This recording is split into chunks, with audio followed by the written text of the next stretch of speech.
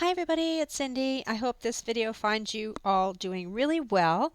I wanted to show you a custom order that I did because I'm super happy with it.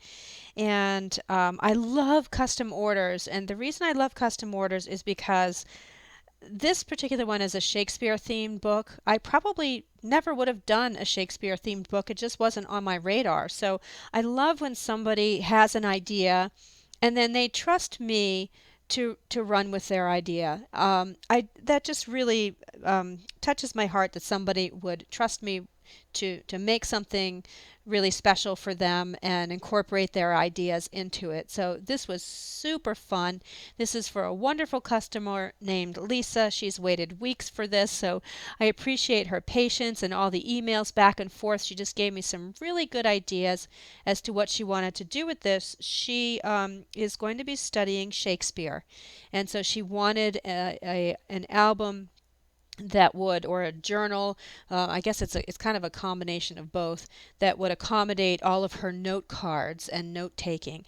It was based off of this album, which I do have in my shop, and it's a lap book album, and I did a complete tutorial on this one, which if I'll try to remember to put the link below.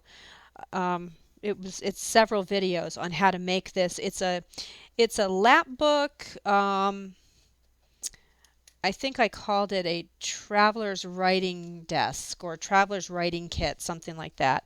But it opens like this and has envelopes and a center pocket for accordion pocket for notes. These on each end flip out, etc., etc. I have another, like I said, I have a whole bunch of videos on this one, but she wanted something similar to this.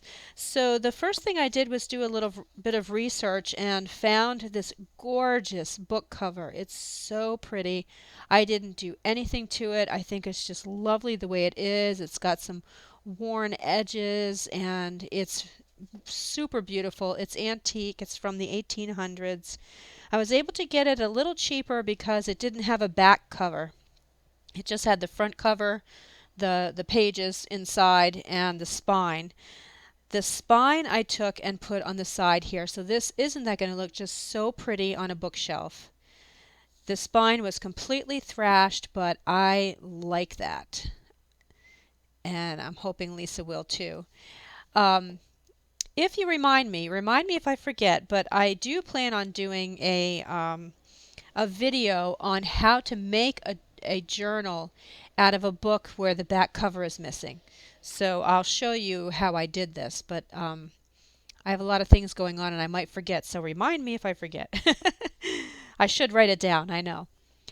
So there's a ton of room in here for Lisa's notes. I made a super big spine. This lap book is bigger than the one I just showed you. It's closed with sari silk on a little bar here that just flips through that circle, and then it opens like this. And then each of these opens. So this thing, once it's open, is almost wider than my workbench. So there's going to be plenty of room, I'm hoping, for her to take notes. I put sonnets on this side and poems on this side. On this side, she did want some area for writing. So I have a paper clip there just because if she wants, I don't know how full she wants to make this. It is magnetized, but this is there just in case she wants to stuff it a little more. So this is scrapbook paper that I had on hand. Opens like this, and then she wanted several pockets. I believe she's going to be using regular note cards to put in here. But I made a little paper pad that says notes with Craftex paper, craft cardstock, and then it's just regular lined paper inside, sewed up the middle. But I like the way that came out. And there's room to put more stuff in there if she wants. So, and it opens like this too. So she can glue things here, take notes here, whatever she wants to do. Lots of options. Then the right side, I also just added another paper clip, even though this is magnetized, just in case. The right side opens the same way. And I do plan on doing a tutorial also on how I made these out of file folders. So I'll show you that. So I took the table of contents of the book and Mod Podged it on here, the table of contents of this book, and then made her another pocket here that kind of looks like a file folder, and another little just tiny notebook that she can take some notes in. And then on this side there's another little pocket. It says Act 1 right here, and I just made a little Rolodex card with Julius Caesar, glued some a little bit of Julius Caesar on here, and she'll be able to take notes on the back if she wants and put her note cards in here. So that's that side. So let me just show you. It's not going to fit in the camera, but once this whole thing is open, this is the whole thing.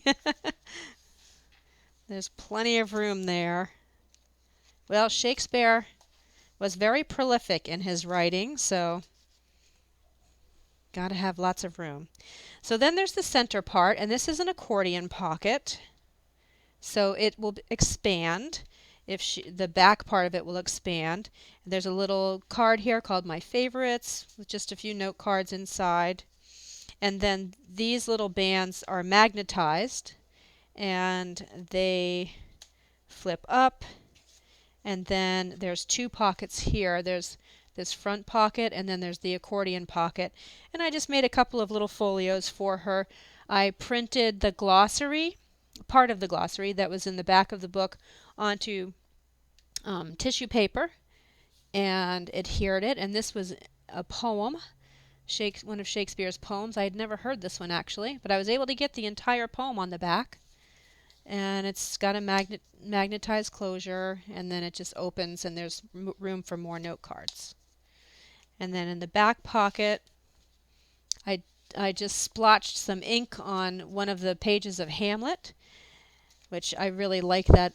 I really like that effect, just for some decoration. I made a little paper clip with sari silk and a pen nib there.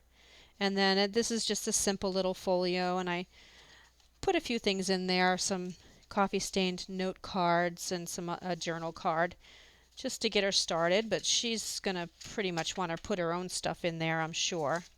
And then that just all folds up and goes right in the back there. And like I said, there's plenty of room to stuff more stuff in there. And this goes in the little front pocket here. And then this closes with the magnets. And there we go. That's the book. So there's always a little bit of nerves when I do a custom order. You know, it's hard to sometimes figure out exactly what somebody wants just through email, but I hope I nailed it, Lisa. And thank you so much for trusting me with your idea, and thank you all for watching. See you in the next video. Bye.